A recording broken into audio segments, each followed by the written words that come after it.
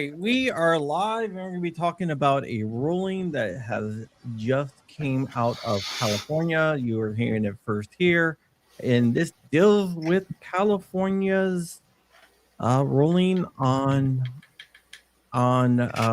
open carry. And who better to have on here talking about open carry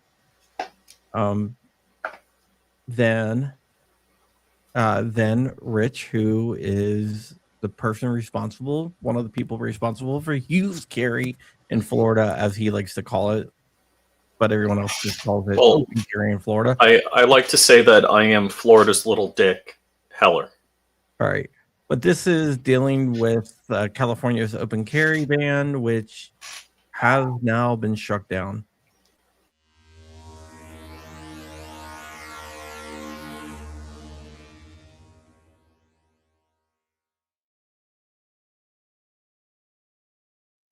We're not going to go over too much of this because the whole entire ruling is like 98 pages, including a dissent. But this case was in front of the Ninth Circuit in California, and it is called Baird versus Honta, and it was in front of three judges, which is Randy Smith, Kenneth Lee, and everyone's favorite, Lawrence Van Dyke. Lawrence Van Dyke is definitely a pro-gun judge on the Ninth Circuit. And this was dealing with California's ban on open carrying of firearms in any county that holds more than 200,000 people, which is basically the whole state. This law was put into effect through what was called the Mumford Act. The Mumford Act was passed by Ronald Reagan when he was governor of California, and it dealt with carrying of firearms. It was targeted towards the Black Panthers, and in this case, it kind of highlights that the whole entire Mumford law was racially motivated, and the ban on open carrying of firearms in California was a racist law. Well, aren't all firearm laws racist? Yes, but especially this one. So basically, the law states that populations of less than 200,000 people, you're allowed to open carry, but that doesn't exist on this planet. Yeah. Basically, I just want to read this. Concurrently, Judge Lee joined Van Dyke and wrote separately to highlight how California has apparently resorted to subterfuge to deny its citizens their Second Amendment rights. California insists that citizens in counties with populations of fewer than $200,000 can apply for an open carry license, which is basically nowhere in California. You said dollars. You meant people. Yeah, 200,000 people, yeah. Yet California admits that it has no record of even one open carry license being issued. And one potential reason for that is California misled its citizens on how to apply for an open carry license. Wow. So basically, let's go ahead and read a little bit of the opinion. We're not going to read it all, but let's go ahead. Happy New Year. Want me to read? Yeah. This case arises out of the appellant Mark Baird's civil rights lawsuit against the Attorney General of California, appellee Rob Bonta.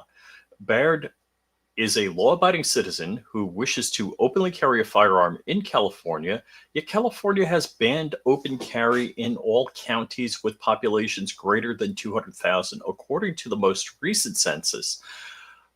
Those counties are the home to roughly 95% of the state's population, the 5% of California's population for whom open carry is not outright banned everywhere in the state or purportedly able to apply for licenses that would allow them to exercise their constitutional right to open carry in just their county of residence.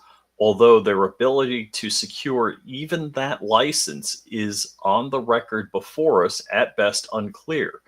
Baird has challenged California's open carry restrictions under the Second and 14th Amendment. Baird Now, initially... okay, now you have the Second Amendment you have to understand, but you have an equal protection clause, right? For everyone that must have the same equal protection in the state. This is saying that 5% of the population has more rights than 95% of the population, which violates the equal protection clause of the Constitution. Mm-hmm.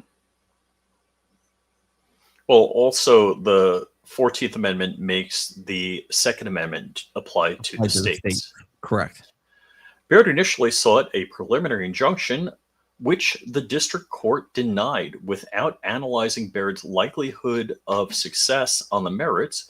This court vacated and remanded for the district court to properly consider the likelihood of success. Rather than address the requested preliminary injunction on remand, the district court granted summary judgment in favor of California, holding that the Second Amendment does not protect Baird's desired conduct. Appealing again, Baird argues that the district court erred as a matter of law by incorrectly applying the New York State Pistol and Rifle Association versus Bruen. Thank you, Judge Thomas. We agree with Baird that California's ban on open carry in counties with a population greater than 200,000 fails under Bruen, and we reverse the district court's grant of summary judgment on this issue.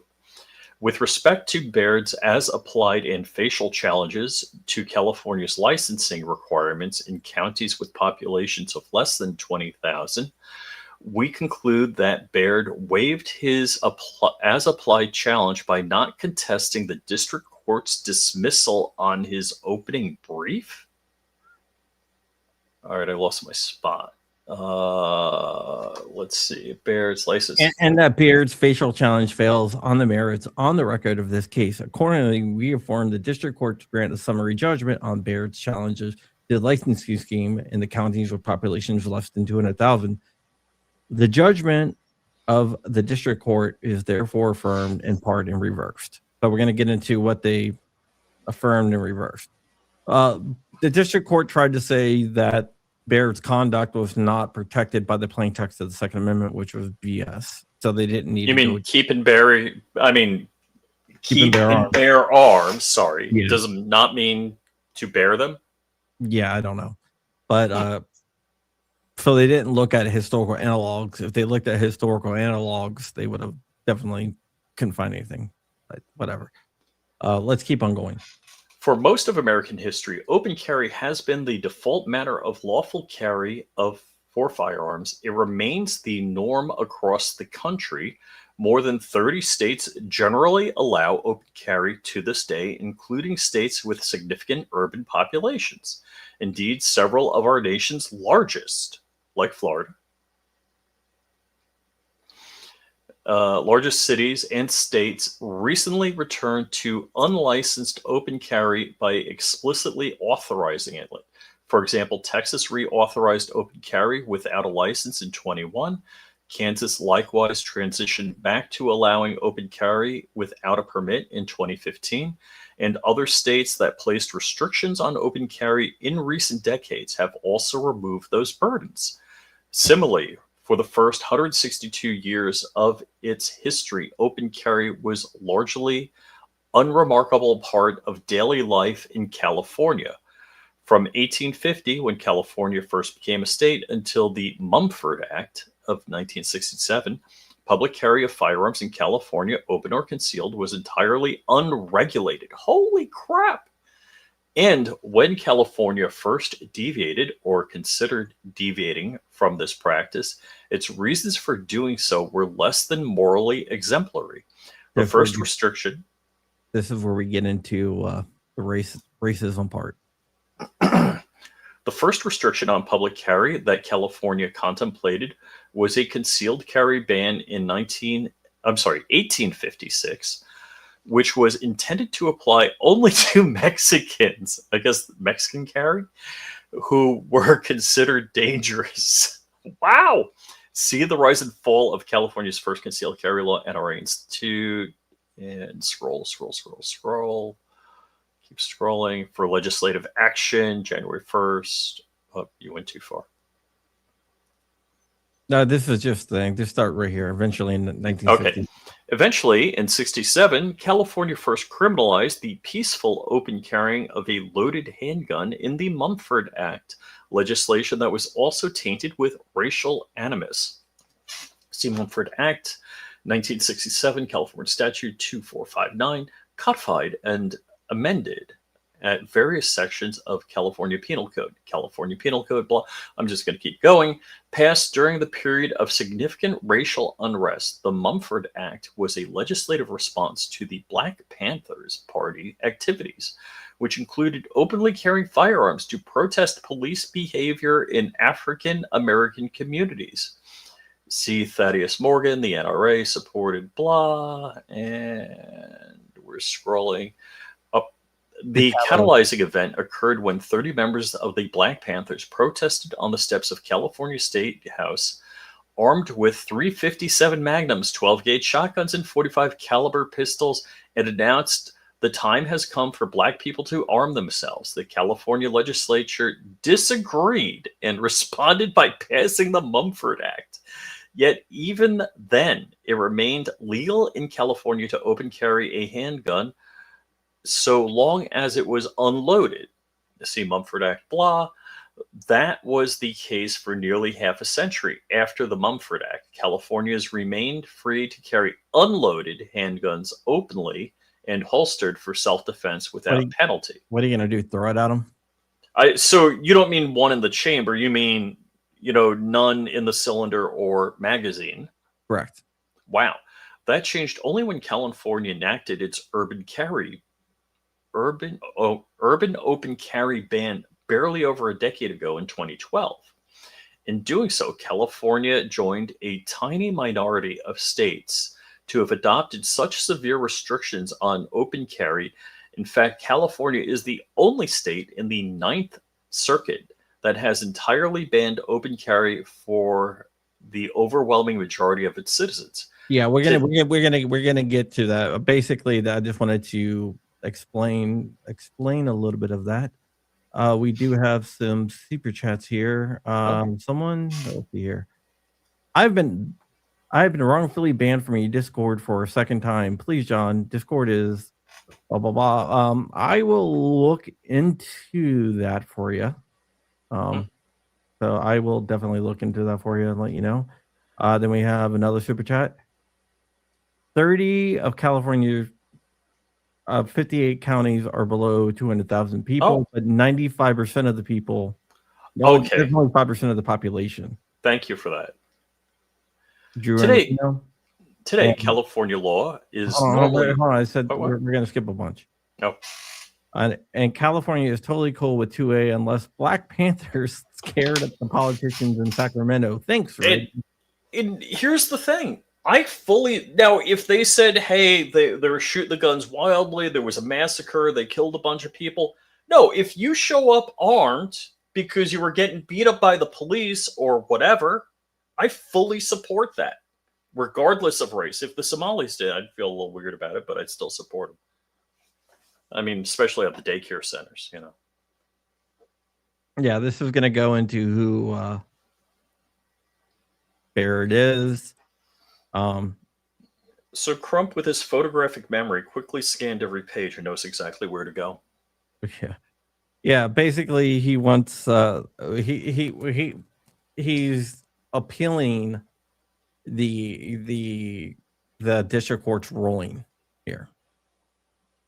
We first addressed Baird's facial and as-applied challenges to California's urban open carry ban. If the Second Amendment's plain text covers an individual's conduct that is prescribed by firearms regulations, then the Constitution presumptively protects that conduct, and the government must then justify its regulation by demonstrating that it is consistent with the nation's historical tradition of firearm regulation. Bruen, blah. In other words, the government must affirmatively prove that the challenged regulation is part of the historical tradition that delimits the outer bounds of the right to keep and bear arms. Bruen.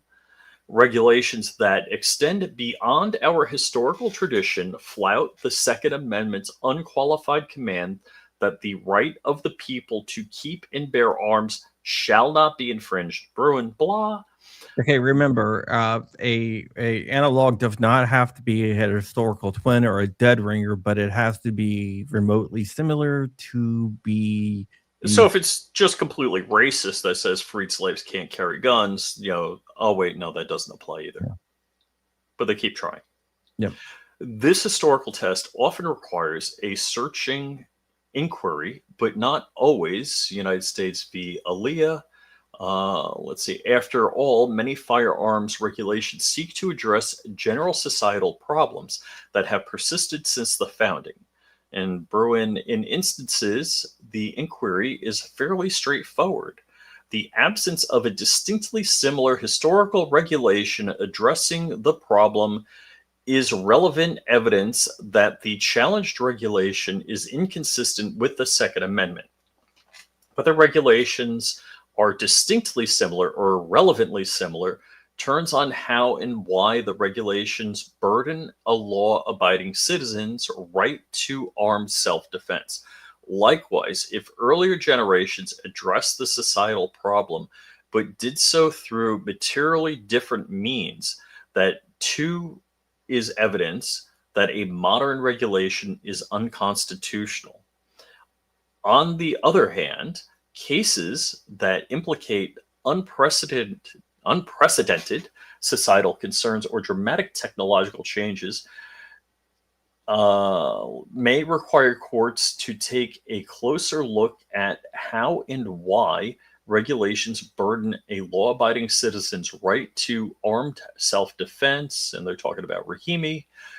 Stated differently, judicial review of regulations that were unimaginable at the founding will often involve the reasoning by analogy, a commonplace task for any lawyer or judge.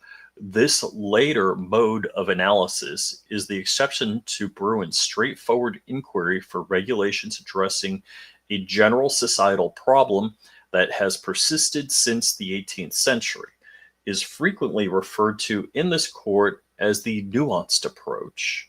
And they reference Duncan versus Bonta there. Okay, and a more nuanced approach applies here. Under Bruen, many questions are straightforward, and when governments are attempting to address general societal problems that have persisted since the founding via regulations with no distinctly similar historical counterpart, then there is no need to consider the nuanced approach. And of course, it should be clear enough that courts may not turn straightforward cases into nuanced approach cases and then use the nuanced approach to ban the very things that were universally protected from the founding through Reconstruction. If that were allowed, then Bruen's instruction that absence of a distinctly similar historical regulation addressing the problem is relevant evidence that the challenged regulation is inconsistent with the Second Amendment would have little practical force. Let me just explain what's going on here. In this case, they were trying to say that because technological advancements of firearms, that meant that the courts did not have to have historical analogs because the nuanced approach should be used in this case specifically. Because the second said muzzle loaders, right? Basically that's what they were arguing. It distinctly said keep and bear arms and did not specify the type or manner. Correct. Although this court recently confronted a panoply of Second Amendment cases, this case stands out in that it unquestionably involves a historical practice, open carry, that predates ratification of the Bill of Rights in 1791. This case does not necessarily involve any new technology. See Duncan. Yeah, we can skip a lot of this right here. What basically Van Dyke is saying is this has nothing to do with a rapid evolving technology that the state was trying to say that it did. That Therefore, this case is straight. We don't have to read that. This case is straightforward and not nuanced because open carry is open carry is open carry, yeah. And it does, and that's it. And the challenge is not open carrying the AR-15 or something like that. It's open. It's an open carry case. Okay, you want to read here? No, you can go. We begin with the founding in 1789, despite there being a series of laws that regulated the discharge, storage, and aggressive use of firearms. There were no direct statutory bans on carry of arms. All right, we can skip a bunch of this. This is basically saying that there is no law from the founding era that banned the open carrying of firearms, and that it's too bad, too sad. Your analogs, because the state did provide analogs, but none of them had to do with that. What was it, the typical racist analogs? Yeah, and they did reference one law from Georgia, but and also Louisiana. So they referenced a couple of laws that dealt with open carrying of firearms, Georgia, Louisiana, South Carolina, but all of were overturned as unconstitutional. Wow. So they try to enter in these analogs and not. So take the bait, fall for fly. How is this any kind of honest practice? Oh wait, that's right. Why Stephen Stabolier doesn't like lawyers? Yeah. Yeah. So basically, what they're saying is that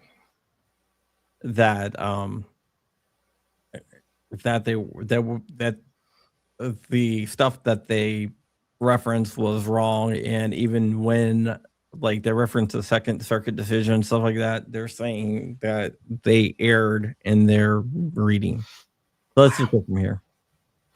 California's clear failure to satisfy its burden to present evidence of a relevant historical tradition of firearm regulation is dispositive with respect to California's urban open carry ban. Once again, under Bruen, Second Amendment cases are straightforward when the challenged firearm regulation seeks to address general societal problems that have persisted since the founding. Bruen, California's urban open carry ban indisputably seeks to address such problems, including, to quote California's briefing in the case, concerns about firearms creating a highly stressful and unsafe environment that has high potential to create panic and chaos. Basically, California was saying firearms are scary and they might scare people. Therefore, we need to ban open carrying of them because people might be scared. And YouTube agrees with them. Because California regulations seek to address general societal problems that have persisted since the founding, there is no need to reach the Ninth Circuit's nuanced approach, the exception to Bruen default rule. The absence of a distinctly similar historical regulation addressing the problem is relevant evidence that the challenged regulation is inconsistent with the Second Amendment.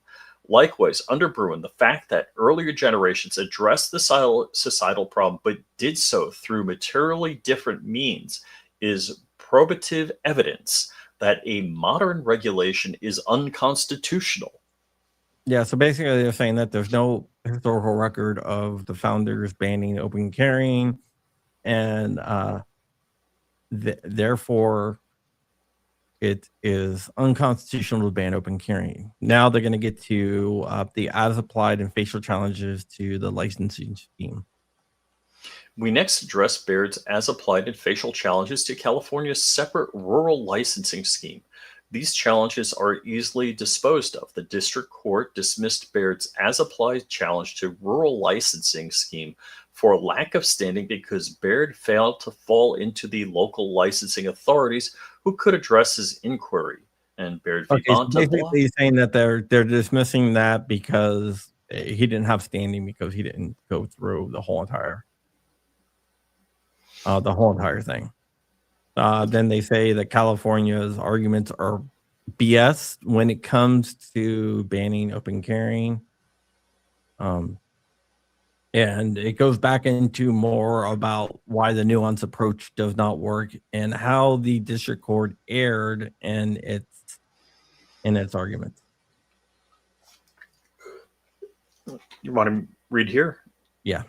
To get around that reality, the analogical argument that California would have us adopt really boils down to the idea that today a state can ban all open carry because some other states regulated some other things at the founding in some other ways. That too is a sloppy fit. Bruen requires a closer relationship between how and why. A historical regulation burdened the right to bear arms in how and why a modern analog burdens that right. Yet by extricating a broad principle such as a high level of generality, California and the district court conclude that all open carry can be banned so as long as some type of other carry, here concealed, is allowed. The historical record nowhere presents such a principle. As explained, the historical record clearly evinces that open carry was universally considered to be protected by the right to keep and bear arms, not just that some form of carry was protected. Okay, we've been seeing this argument a lot since they tried that in Florida. Bruen said that everything has to be shall issue. We've been seeing a lot of places that have said that the open carrying of firearms can be banned as long as they present some type of carry, and they've always used concealed carry for that. Tomato, exactly. So it goes into that. Then it goes into how the state ignored everything, and try to use your grandfather was not E.T. Flood, by the way. Whatever. So let's just go down here. Next, we address the impropriety of conducting a historical analysis predicated on the history that the Constitution left behind. Rahimi, blah. In conducting its historical analysis below, the district court relied in part on a series of egregiously racial discriminatory laws that California offered as analogous examples of restrictions on his... I'm sorry, I gotta laugh here. The unconstitutional carry in the historical tradition. Although the district court professed reservations about leaning on such sordid legacy, the court ultimately concluded it should take account of the history of discriminatory regulations rather than completely ignore it. It's too much. If Supreme Court precedent and faithful examination of our historical tradition required such account, then courts would be forced to undertake the unpleasant task. But no authority requires that. Indeed, Supreme Court authority counsels against it. I can't believe that they use racism as support. You're real. Like, if the ultimate sin in this country is calling somebody a racist, they're going to racist laws to defend their stance. Yeah, we've seen this across the country. Keep on going, though. Reliance on such racially odious laws in this case is both conceptually suspect and inconsistent with a proper application of Bruen. As an initial matter, it is conceptually suspect because the 14th Amendment was designed to prohibit racially motivated misconduct, not countenance extensions of it. Whether by an analogy, why can't I say that right now? Analogy or otherwise. Yeah, so basically we're going to skip a bunch of this because it just talks about how the law is racist and how interesting is it that Clarence Thomas, a man of color, is basically the a majority opinion, wrote the majority opinion on Bruen, and all they do is bring. Isn't it racist against Clarence Thomas that they bring up racist laws to contradict his decision? Yes. You ought to write an article for AmmoLand on that. But again, regardless of whether Baird has a facial challenge, an as-applied challenge, or both, our analysis and conclusion would be the same because California's urban open carry ban applies equally to all those it covers. Baird's as-applied challenge to the urban open carry boils down to the government that California cannot constitutionally deny him from carrying openly throughout the state, or at least the 95% of the state by population covered by its urban open carry ban. The analysis of that claim is no different than for Baird's facial challenge, which merely expands the argument to contend that for the same reasons, California cannot constitutionally ban others from carrying openly throughout the state. Bruen's two-step framework applies to both, and both challenges succeed. Let's see. Okay, you gotta remember, we can stop right there. You gotta remember that a facial challenge is against the law, as applied means to the person. In other words, as applied is an individual, and facial means everyone, the entire population, whether it's the state or the federal government. Yeah. So Van Dyke just goes through this whole entire thing and tears them up. So, and just like to give a little TLDR here, this is not the decision. This is one of the judges writing a dissenting opinion. This is the opinion. Oh, this is the opinion? Correct. Oh, okay. I thought I had it opposite then. No, this is not the dissenting. So you're saying California is getting open carry? Yes. For right now. We're going to talk about that in a second. But go ahead. The district in part, reverse in part, remands the instructions to enter judgment in favor of the appellant with respect to the challenge of urban California's ban. Basically, it's not open yet. They are sending it back down to the district judge and telling the district judge, you have to decide for the appellant here, which is Baird. Oh, wow. You got to remember, summary judgment was issued for the state, but now they're going to have to issue summary judgment for the plaintiff here.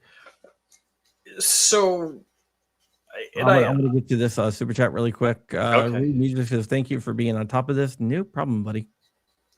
Oh, all right. So I misunderstood. I thought that this was a dissenting opinion. So this is a majority opinion. This is the majority opinion of the three judges. Now, what's going to happen is that the state is going to ask for this to go en banc because, of course, they will. So three judge panel, is that en banc or not en banc? This is not en banc. En banc means full bench. Let me explain something about California. Yes, thank you. Usually there's about 16 judges on a circuit court bench, and when it goes en banc, all 16 of the judges hear the case. The ninth is a little bit weird because they have a lot of judges. So there's actually en banc panels, which is like, I think it's 12 judges. I could be mistaken. That will hear the case because they have so many judges in the ninth.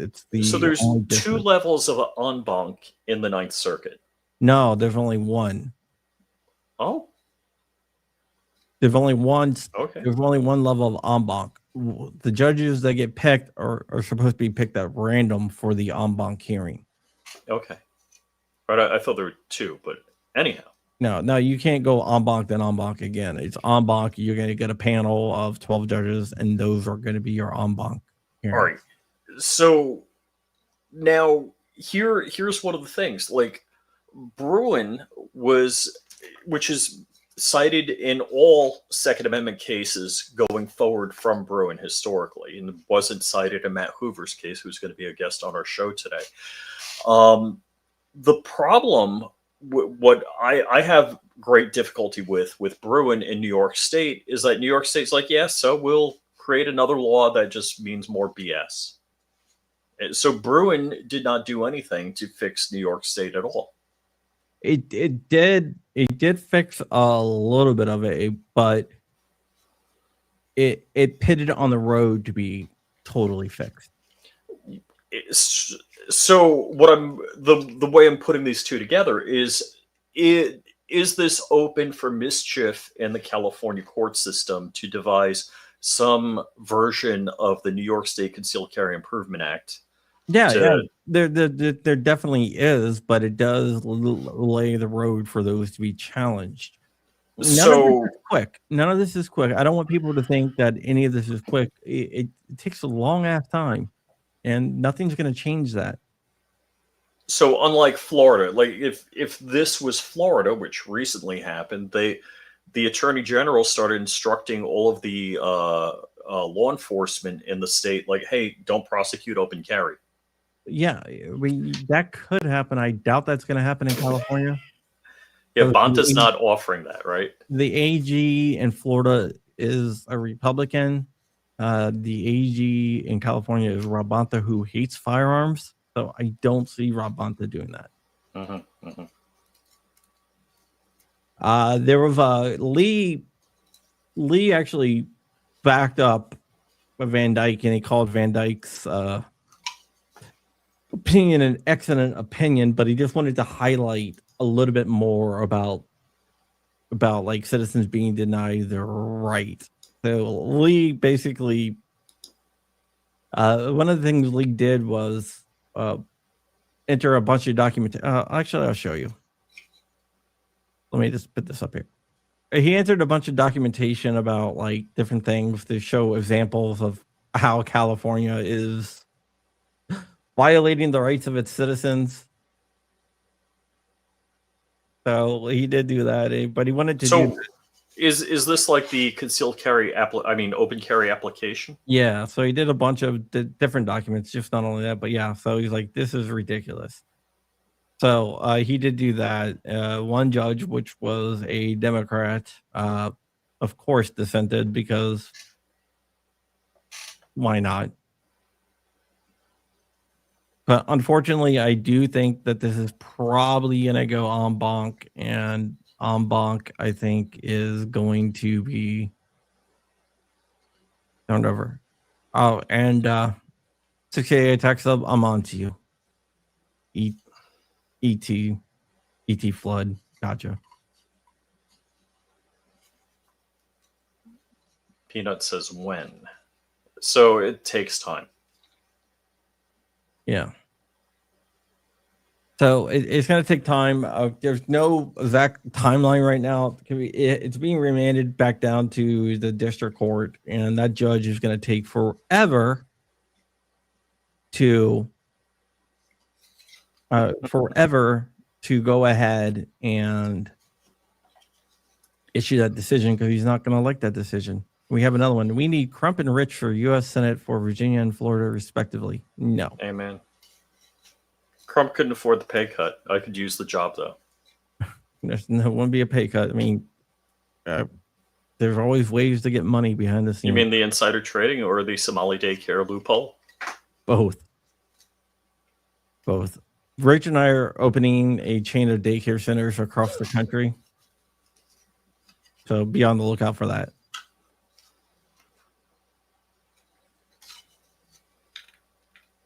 Yeah, so I have a feeling that the district court judge is going to try to slow roll this as much as possible.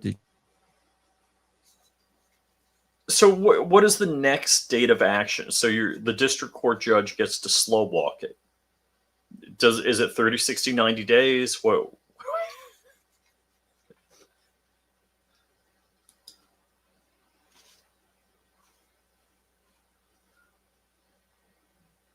Did Crump lock up? And that's a good face to lock up on, Crump. And hopefully they'll post that at the Gundies when you win the award. So our buddy Night Strike, who has 2awebhosting.com, is that the Flying Rich Leering Center? Yes, I would spell it a little worse so you knew that you could learn. Hey, all. Sorry about that. No, we power went out. I'm back. I'm on generator, but it's going to take a while for like everything to come back online. Crumpy, I'm highly disappointed. Not only do you have a generator, but don't you have everything on UPS? Not I enough? do have everything on UPS. And there he goes again. Yeah, so the UPS is uninterruptible power supply or battery backup, as Yes, normal would call it. but but like my podcast computer is not on UPS.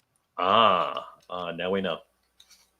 All right, Yeah, but we're gonna wrap up here at 5 o'clock. We have Matt Hoover for his first interview. yes. Well, not first. He was on Dark Show last night. Yeah, or one of his first interviews. First YouTube interview. Yeah, because I was on Rumble. yeah. So we're gonna be talking to Cirrus at 5 p.m. Eastern. So tune in for that. And we're gonna get out of here. Thank you so much for watching, and yep, that's it. See you Ready, Crumpy? guys later.